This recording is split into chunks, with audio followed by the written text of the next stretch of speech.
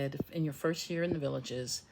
I purchased my home. Actually, I inherited my home. I purchased from my family in July 2025, and it was quite a shock, the expenses that occurred during that month. And that's what this video is about. Some of them were just the sign of the times.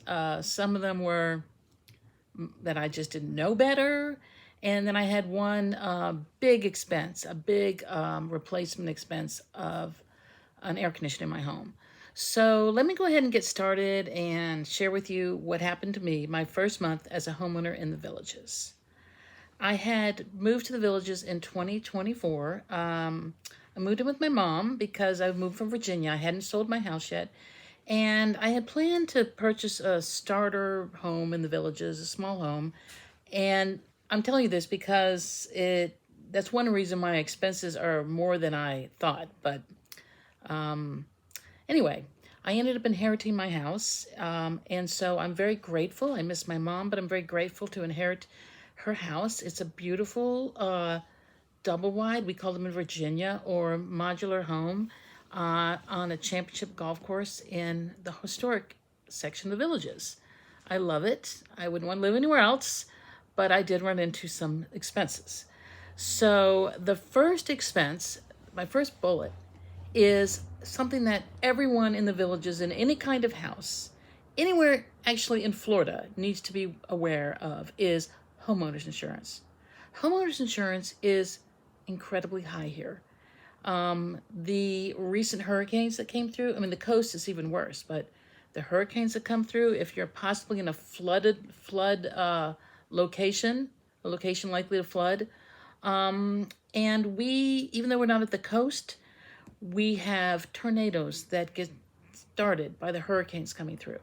So I think anywhere in Florida, you're going to have a difficulty with the cost of homeowners insurance due to all the weather-related catastrophes that we've had. And not only that, but the condominium collapse. We don't have condominiums in Florida, but it's just another area where Florida's struggling. Now, if you live in a typical house, site-built, stick-built, your insurance costs are going to go up. Everyone's insurance is going up. I am in a little different situation because I am in a modular home. I called the insurance agent and they said, oh, well, let's see if we can get you insurance. I'm like, whoa. They said, well, do you have good credit? I said, yeah, I have good credit. I'm just one of those people who pays my bills and doesn't overspend, and I have good credit. She said, well, then you may qualify for Citizens, the state insurer. Well, sure enough, I did qualify for Citizens, but it's expensive. And then when the insurance adjuster or the person who's checking on my house came out to look at my house, my insurance agent notified me, they think your house is worth more than it is on paper. So my insurance premium is going up. I'm just assuming $100 more a month from my Virginia location. And the shocking thing is in Virginia, I had a 3-bedroom, 2-story garage home, stick-built home on 2.5 acres in the countryside. And yet my insurance here is $100 more a month. So I'm just sharing that with you. You need to check into that. The second bullet I'm going to share is the property taxes here in Florida. Now, this is more of, this is not a Florida-wide thing, I don't think. This is county-wide. I guess anywhere where you have any schools or you have roads and, just people, you're going to have property taxes. Well, I lived in a rural area and we didn't have that high property taxes. So for me, this one's on me. I was shocked how much more my property taxes are. Going from a 3-bedroom house to a 2-bedroom modular home, double wide, my taxes are $100 more a month. And on top of that, Lake County, where I live, you pay fire and water, or you pay fire and trash through your property taxes, and that's an additional, I'm going to say $25 a month. So there you go. That was my shock of moving here. The bullet number 3. So just check it out. Check things out, okay? Bullet number 3 is the amenity fees here. Now, I'm talking about the amenity fees for the villages. It's basically, it only went up $5 for when my mom had it to when I purchased it. It's at $199 a month now. And it's good. I have, let's see, I've got 3, I'm thinking 2 adult pools, 1 family pool, and 1 country club pool within a mile of my home. I can't beat that. I'm a big swimmer. I love to swim. And that's my best exercise, so I'm not complaining at all. They also have golf courses everywhere. I have 3 golf courses, 3 executive course golf courses within a mile of my home, and 1 championship course within a mile of my home. The executive courses are free to village residents as long as you don't use a golf cart. If you use a golf cart, you have to pay the fee. I don't think it's that much. I'm gonna guess it's under $10. I really don't know because I've never used a golf cart on the we've always walked it when we did it. But all you have to do is call for a tee time. If you're gonna walk, it's free. I can't beat it. And I don't know how much the championships are going because it would be embarrassing for me or my friends or family to go on a championship golf course. So we wouldn't do that. So I don't know how much those are. But the amenity fees, so they're a good deal. Can't beat them. Now, this is where my own lack of what a HOA does comes into play. Like, I'm thinking, well, they do something with your house. I wasn't sure what. No, they don't do anything with your house.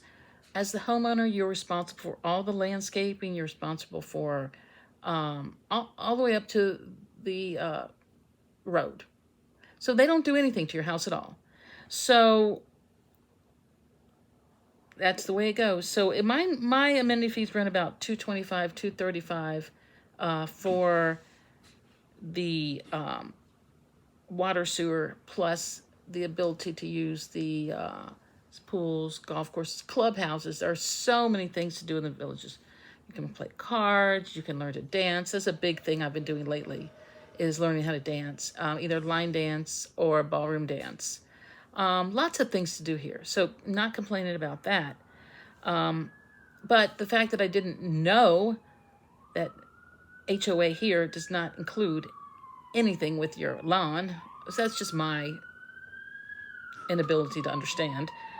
And so I ended up inheriting a company, and I'm not going to mention their name, very disappointed in them, who is a multi-state company who was in charge of mowing the grass.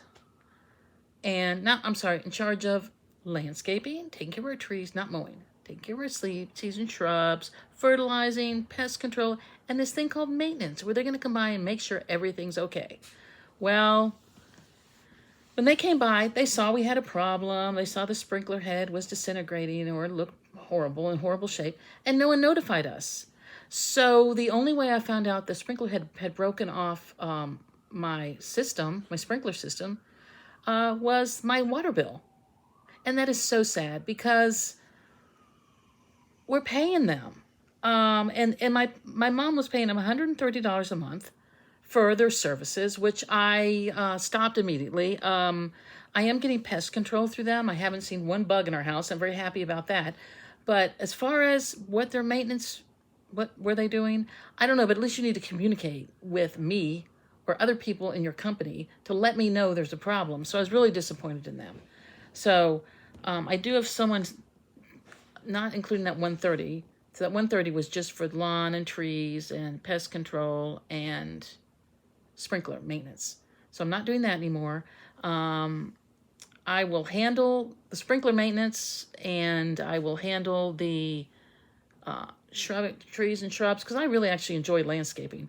I'm not going to do the mowing because Florida is so hot and I'm getting older. I just don't think I'm going to be able to handle it. I have a really big yard on a cul-de-sac on a golf course, and I don't think I'm going to have the energy when it's 95 degrees out to be mowing my grass. So I'm going to hire someone to mow the grass.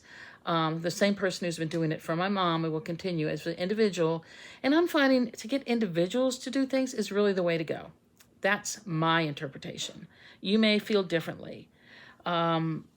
So this landscaping thing has been a real eye-opener because I had to pay my first month in the Villages. I had to pay $120 a month to get my sprinkler head fixed and pay, I want to say $80 a month in water and sewer fees because I did not find out about the leak until my bill came. I think that is sad. So just wise up, people. Don't get in a situation like I did. So I'm on bullet point number 5. Moving on to number 5. Number 5 is, for me, was my air conditioning unit. Now, like I said, I bought my house from family. This was not intentional, but they had a air conditioning maintenance agreement, another one of those, with a huge, now this was actually a multi-state company. I think the landscape one might have been a little smaller. But they were going to take care of our air conditioning. They put it in about 10 years ago. Well, they took care of it all the way through last summer 2024, when no one called about, hey, your service agreement's running out. And I don't think that my mother or my aunt knew that to change the filter, you had to go outside to the unit, unscrew it, and put a new filter in. It never happened. And I understand why. That neither of them are technical people. They assumed it was taken care of. So when I moved in, it had been over a year since it was serviced, and it quit. So I'm thinking, oh, okay, well, let me check to see if it needs a new fuse. Maybe it needs a new fuse. Maybe it's the wiring. Maybe something got clogged up.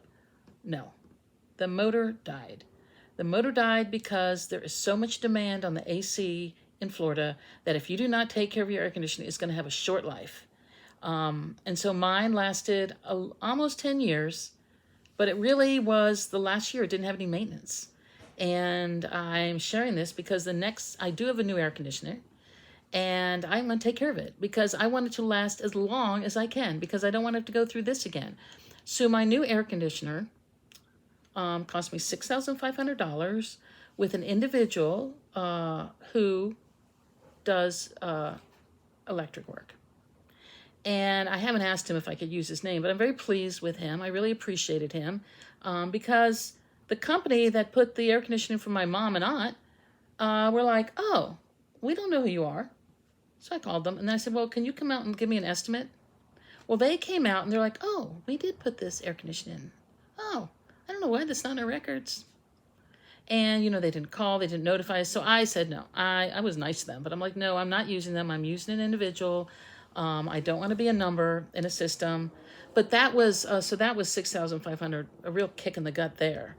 So my homeowners, okay, back to my bullets. My homeowners was 100 more, property tax, 100 more. Amenity fees, I want to say that the 55 was the shocker. And it went up to, not 55, I'm sorry, the $80 was the shocker when my sprinkler head had busted off. Then my landscaping is going to be $130. And on top of that, I had to pay someone $120 to fix the sprinkler head and dig out the sprinkler from a plant.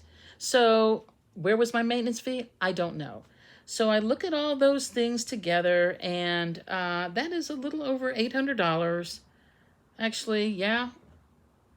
Actually, it looks like it's $780. And that was a shock. On top of my new AC at $6,500. Now, I will regroup after this. We all are people, and we dig deep inside and get through it. Just didn't expect it. So I'm probably gonna do another video on how things are my second month in the Villages, but I just want to share this with you and hope that you learn something from this. Be aware and be educated. Thank you, and we'll see you later. Bye-bye.